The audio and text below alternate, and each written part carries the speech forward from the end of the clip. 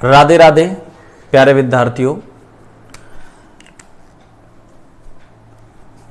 Rutherford model की जो कमियां थी, उन रदरफोर्ड की मॉडल की कमियों को दूर करने के लिए अब अपन पढ़ रहे हैं नील्स बोहर का परमाणु मॉडल। किसका? नील्स बोहर का। तो नील्स बोहर का जो परमाणु मॉडल है वो क्या है? देखो भाई, ये न्यूक्लियस,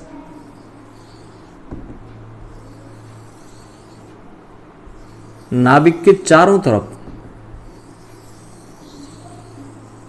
इसको कहा गया के एल एम एन, इसको कहा गया n बराबर 1, n बराबर 2, n बराबर 3, n बराबर 4। यानी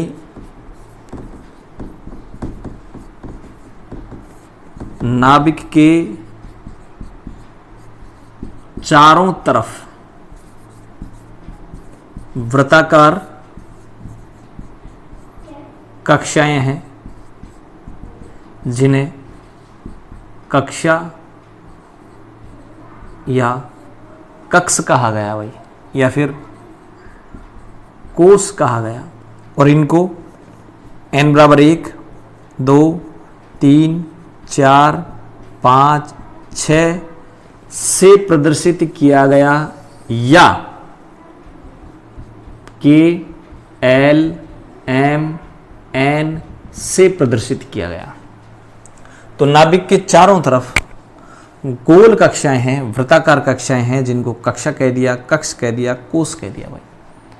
या फिर अपन कहें कि नाभिक के चारों तरफ ऊर्जा स्तर है, आप इनको ऊर्जा स्तर भी बोल सकते हैं भाई, एनर्जी लेवल भी बोल सकते हैं। तो नाभिक के चारों तरफ एनर्जी लेवल है, ऊर्जा स्तर है। अब जैसे जैसे आप नाभिक से दूर जाओगे, n बराबर 1, n बराबर 2, n बराबर 3, n बराबर 4, जैसे जैसे न्यूक्लियस से दूर होते जाओगे आप, एनर्जी बढ़ती जाएगी भाई। सबसे ज्यादा एनर्जी कौन से की होगी? n बराबर इन्फिनाइट की ऊर्जा सबसे ज्यादा होगी।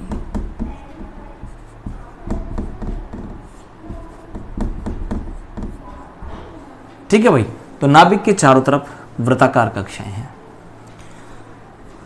जब इलेक्ट्रॉन एक ही कक्षा में चक्कर काटता है तो न तो ऊर्जा का उत्सर्जन करता है न अवशोषण करता है। जब इलेक्ट्रॉन एक ही कोष में चक्कर लगाता है तो वह ना तो ऊर्जा का अवशोषण करता है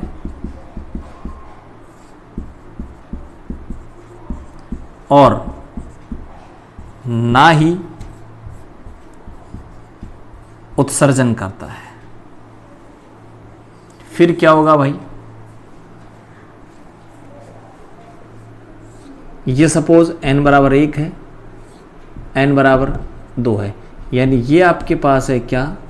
निम्न ऊर्जा स्तर, और ये आपके पास है उच्च ऊर्जा स्तर।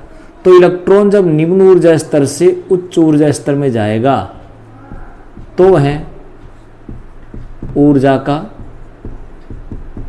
अवशोषण करेगा, और जब इलेक्ट्रॉन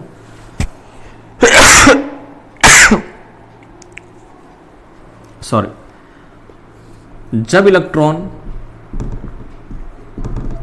ऊपर से नीचे आता है तो वह ऊर्जा का उत्सर्जन करता है। लेकिन जब एक ही कोष में रहेगा तो न अवशोषण करेगा न उत्सर्जन करेगा, और नीचे से ऊपर जाएगा तो अवशोषण करेगा, और ऊपर से नीचे आएगा तो ऊर्जा का उत्सर्जन करेगा। तो अपन ने यहां से यहां तक ये पढ़ा कि न्यूक्लियस के चारों तरफ निश्चित ऊर्जा के ऊर्जा स्तर है। मैं इनको ये कह दूं कि निश्चित ऊर्जा के ऊर्जा स्तर है, एनर्जी लेवल है, निश्चित एनर्जी के, तो निश्चित ऊर्जा के ऊर्जा स्तर हैं। एक ऊर्जा स्तर में चक्कर काटेगा तो न अवशोषण करेगा न उत्सर्जन, नीचे से ऊपर जाएगा तो ऊर्जा का अवशोषण, ऊपर से नीचे आएगा तो ऊर्जा का उत्सर्जन, नीचे से ऊपर अवशोषण, ऊपर से नीचे उत्सर्जन करेगा भाई। ठीक है, KLMN से लिख दिया इनको ना, KLMN से इनको लिखा जाता है।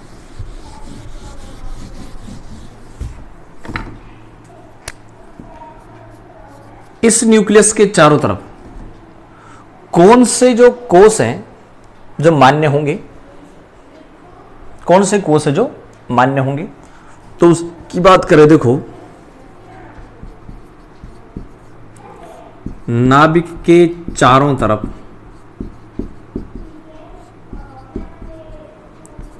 वो ही ऊर्जा स्तर मान्य है जिनमें इलेक्ट्रॉन का कोणीय संवेग MBR का मान NH/2π हो। यानी कोणीय संवेग कितना आना चाहिए भाई, कोणीय संवेग आना चाहिए कितना, NH/2π। कोणीय संवेग MBR का मान आना चाहिए NH/2π। जैसे मान लो प्रथम कोष है, पहला कोष है, इस प्रथम कोष में n बराबर 1 रख देंगे आप, n बराबर 1 रख दोगे तो कोणीय संवेग कितना आएगा, H/2π, या n की जगह 1 रख देंगे अपन। अगर अपन मान लीजिए द्वितीय कोष की बात करें, द्वितीय कोष में आप क्या करोगे, n बराबर 2 रख दोगे, तो यहाँ 2 रख दोगे तो कितना आ जाएगा बताएं, 2H/2π, 2 से 2 कट जाएगा, H/π आ जाएगा। तृतीय कोष में निकाल लो, तृतीय कोष की बात करेंगे तो n बराबर 3 रख दोगे, 3 रख दोगे तो कितना आ जाएगा बताओ, 3 रखो यहाँ, 3H/2π आ जाएगा। ऐसे ही आप चतुर्थ कोष कर दो, चतुर्थ कोष में n बराबर 4 आ जाएगा, NH/2π, 4H/2π काट दो, 2H/2π, सॉरी, ठीक है भाई, तो 2H/π। यह आपके पास हो गया कि नाभिक के चारों तरफ कौन से ऊर्जा स्तर मान्य होंगे, कौन से कोष मान्य होंगे। तो ध्यान रखना वे ही कोष मान्य होंगे जिनमें कोणीय संवेग का मान कितना आ जाए, NH/2π मान आ जाए। या फिर मैं कहूं देखो कि न्यूक्लियस के चारों तरफ कौन से सेल मान्य होंगे। पहली बात, पहला वो सेल मान्य होगा जिसके लिए कोणीय संवेग का मान H/2π हो, दूसरा मान्य होगा जिसमें H/π हो, तीसरा मान्य होगा जिसमें ये रहा 3H/2π हो, और चौथा होगा जिसमें 2H/π हो।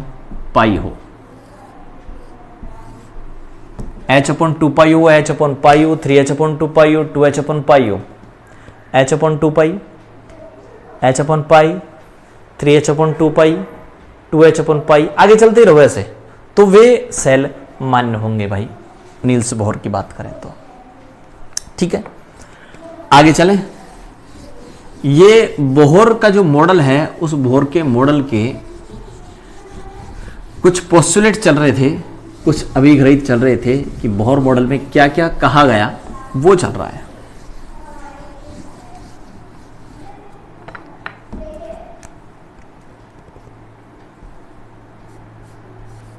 वो एक कोष में चक्कर काट रहा है, क्यों काटेगा देखो, यहां मैं उसके लिए दो बात बताऊं कि ये जो, इसको हटा दें बड़ा ना,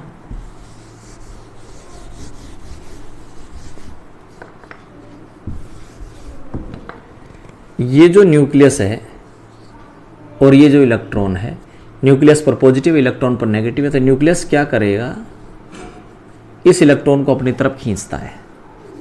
तो इस इलेक्ट्रॉन पर दो बल कार्य करते हैं, दो बल कार्य करते हैं इस पर। नंबर 1, इलेक्ट्रॉन को ये अपनी तरफ खींच रहा है,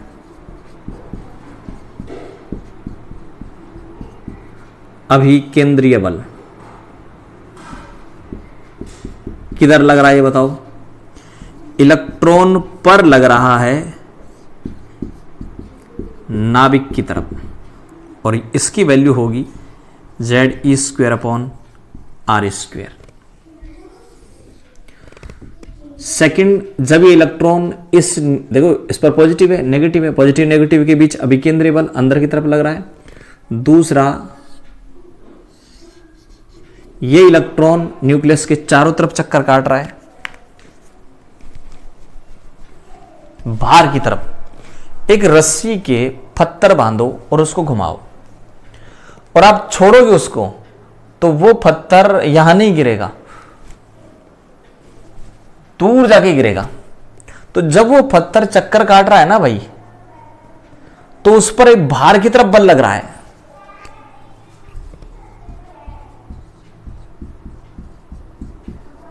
अपकेंद्रीय बल, बाहर की तरफ फोर्स लग रहा है उस पर, अपकेंद्रीय बल, और ये होता है भाई mv²/r। तो एक अंदर की तरफ बल लग रहा है और एक उस पर बाहर की तरफ लग रहा है। अंदर की तरफ लग रहा है कौन सा, Ze²/r², बाहर की तरफ लग रहा है कौन सा, mv²/r। दो बल कार्य कर रहे हैं, और अगर मान लो वो इसी जगह टिक रहा है, इसका मतलब दोनों बल बराबर है। जब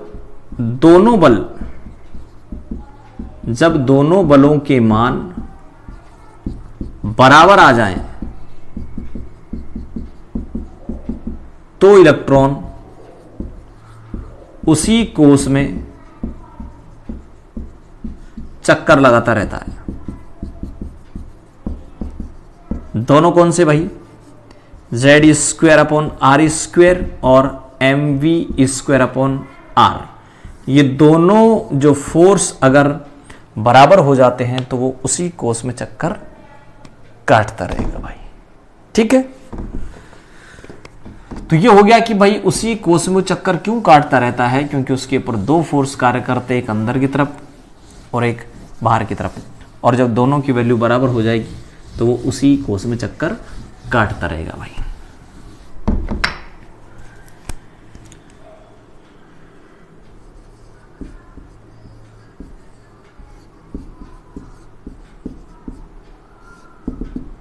बोहर ने बोहर रेडियस याद करने का एक सूत्र दिया। बोहर रेडियस का मीन्स होता है ये न्यूक्लियस और ये इलेक्ट्रॉन, इसके बीच की दूरी ज्ञात करने का एक सूत्र दिया, जिसे बोहर रेडियस कहा उसने। और ये निकालने का फार्मूला था कि R = 0.529 × n²/z एंगस्ट्रॉम। एक एंगस्ट्रॉम इक्वल 10⁻⁸ या 10⁻⁻10। ये 10 मीटर में है, ये सेंटीमीटर में। तो आप एंगस्ट्रॉम में निकाल लें, उसके बाद मीटर में सेंटीमीटर में चेंज कर लेना। और भी यूनिट से मैंने बता रखी है आपको, नैनोमीटर पिकोमीटर किसी में कन्वर्ट कर सकते हैं आप। तो ये रेडियस निकालने का फार्मूला है। मान लो यहीं पर मैं आपको एक क्वेश्चन आपको दूं कि हाइड्रोजन में पहले कोष में उपस्थित इलेक्ट्रॉन की बोर त्रिज्या क्या होगी। यह क्वेश्चन अपन को पूछ लिया भाई, अपन इसको सोल्व करें। हाइड्रोजन है तो भाई उसका Z = 1 होगा। पहले नंबर पे आता है hydrogen, helium, lithium, beryllium, boron, carbon, nitrogen, oxygen, fluorine और ये नियोन। यहाँ Z की वैल्यू है 1 2 3 4 5 6 7 8 9 10, ये जेड की वैल्यू है। पहला कोस है तो भाई n बराबर भी 1 है। यहाँ जेड की वैल्यू और n की वैल्यू रख देंगे आप, तो r बराबर आ जाएगा आपका कितना 0.529 इंटू 1 का स्क्वायर अपॉन 1 एंगस्ट्रॉन्ग, यानी 0.529 एंगस्ट्रॉन्ग इसकी वैल्यू आ जाएगी। पहले कोस में उपस्थित इलेक्ट्रॉन की बोर रेडियस आ जाएगी। ठीक है, अब और कहेगी दूसरे कोस में, तीसरे कोस में, चौथे कोस में, तो n बराबर चेंज करते रहें आप। ठीक है भाई, दूसरा, थर्ड, 4 5 6 7 ऐसे n बराबर आप चेंज करते रहेंगे, होता रहेगा। उसके बाद अगर मान लो इस r के बीच और इस n के बीच अगर मैं रिलेशन देखूं, r के बीच और n के बीच रिलेशन देखूं, तो रिलेशन क्या है भाई, r n स्क्वायर। r के बीच n के बीच डायरेक्ट प्रोपोर्शनल का रिलेशन है। मतलब ये है कि अगर n इंक्रीज होगा तो r भी इंक्रीज होगी, और ये वैसे भी सिंपल सी कंसेप्ट है। ये n बराबर 1, ये n बराबर 2, ये n बराबर 3, ये आपके पास है r1, ये आपके पास है r2, ये आपके पास है r3। तो बताएं सबसे ज़्यादा कौन सी है, r4 r3 है, या r3 r2 और r1। तो r3 सबसे ज़्यादा है क्योंकि इसका n बराबर 3 है। तो सीधी सी बात है कि n इंक्रीज होगा तो r भी इंक्रीज होगा भाई। K L M N, n बराबर 1 2 3 4, इनकी रेडियस अगर मैं यहाँ लिखूँ, इसकी रेडियस r1 r2 r3 और r4, तो बताएं सबसे ज़्यादा रेडियस जो है वो कौन सी होगी, बताओ। r4 सबसे ज़्यादा होएगी, फिर r3 होएगी, फिर r2 होएगी, फिर r1 होएगी। ठीक है, ये r का रिलेशन हो गया n के साथ। कि अगर n इंक्रीज होता जाएगा ना भाई, तो r भी इंक्रीज होती जाएगी। ठीक है, दूसरा, इस r के बीच और इस z के बीच उल्टा संबंध है। अच्छा, यहाँ पर मैं रेशो और निकाल दूँ r के बीच और n के बीच, तो यहाँ पर अगर अनुपात निकालेंगे आप, तो इसका अनुपात क्या होगा भाई, इसका अनुपात हो जाएगा r1 अपॉन r2 बराबर n1 का स्क्वायर अपॉन n2 का स्क्वायर। दो अलग अलग कोस की जब बात करेगा तो ये फार्मूला आपको काम में लेना पड़ेगा। दूसरे तीसरे कोस की त्रिज्याओं का अनुपात निकालना है। मान लो आपको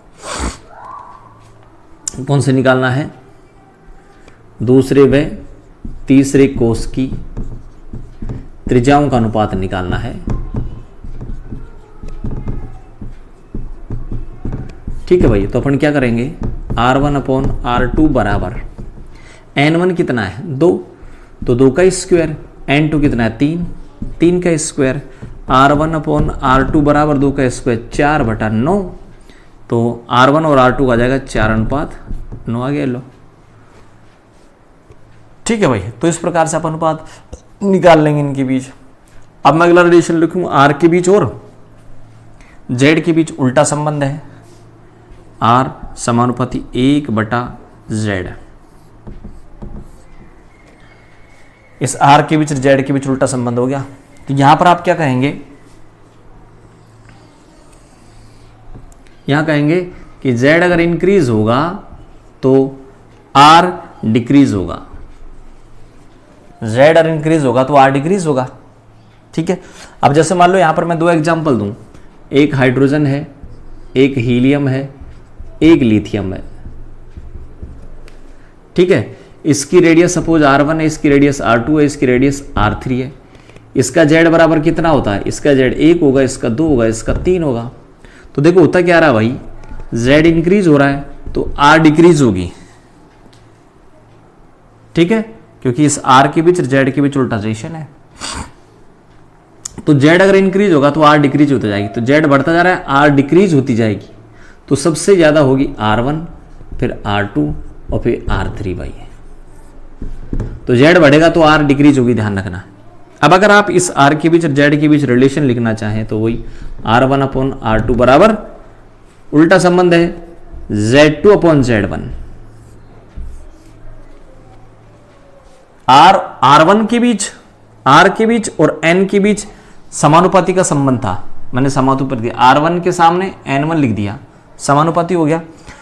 आर के बीच और जेड के बीच उल्टा संबंध है तो उल्टा ही आएगा, R1 के सामने Z2 आएगा, R2 के सामने Z1 आएगा।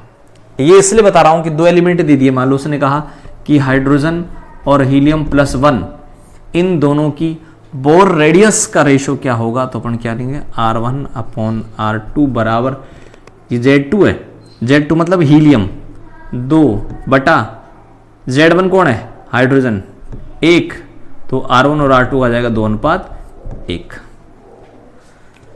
ठीक है भाई, तो इस प्रकार से आप अनुपात निकाल सकते हैं।